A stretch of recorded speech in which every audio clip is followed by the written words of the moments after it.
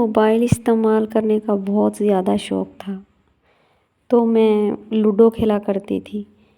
میری ایک لڑکے سے بات ہونے لگی، وہ میری بہت فیور کرتا تھا، بہت سپورٹ کرتا تھا۔ تو اس نے باتوں باتوں میں مجھ سے میرا نمبر مانگا، میں نے بلا جھجک اسے اپنا نمبر دے دیا۔ اس طرح ہماری آپس میں فرینڈ شپ ہو گئی، ہم ہر روز آپس میں بات کرتے تھے، کھیلتے تو وہ میرے بہت سپورٹ کرتا تھا۔ اس کا اخلاق مجھے بہت اچھا لگتا تھا اور میں بھی اس کو بہت پسند تھی۔ اس طرح اس نے مجھے ایک دن بولا کہ آپ مجھ سے شادی کر لیں، تو میں نے اسے منع کر دیا۔ میں نے اسے کہا کہ ہم برادری کے باہر شادی نہیں کرتے۔ تو اس نے مجھے دھمکی دی کہ اگر تم مجھ سے شادی نہیں کرو گی تو تمہاری تصویریں میں انٹرنیٹ پر اپلوڈ کر دوں گا۔ میں بہت ڈر گئی، تو میں نے اس کو ایسے ہی ٹرکانے کے لیے ہاں بول دیا۔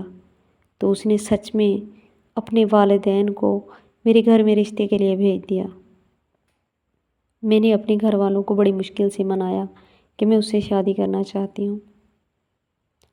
اس کے لیے میرے گھر والے مان گئے اور اس کے ساتھ میرا نکاح کر دیا۔ نکاح کے اگلے ہی دن مجھے خبر ملی کہ وہ شادی شدہ ہے اور اس کے 2 بچے بھی ہیں اور اس کی بیوی تاحیات ہے۔ تو مجھے بہت دکھ ہوا، میں بہت روئی، تب میں بے بس تھی۔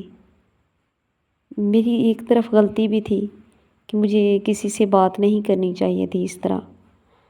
اور اگلے دن میں جب سو کے اٹھی تو خلا کے کاغذات میرے پاس پڑے تھے۔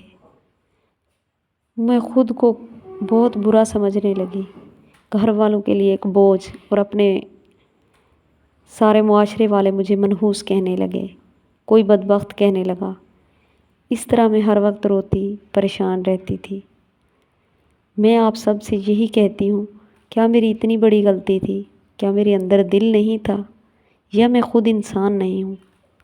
میں اپنی ساری بہنوں سے یہی ریکویسٹ کروں گی، کسی پہ کبھی اعتبار نہ کرنا، کہ سوشل میڈیا کا دور ہے، کسی سے اس طرح محبت نہ کرنا، کیا پتہ اگلا بندہ کس طرح آپ کو استعمال کر رہا ہے۔ خدا حافظ، اپنا بہت سارا خیال رکھنا۔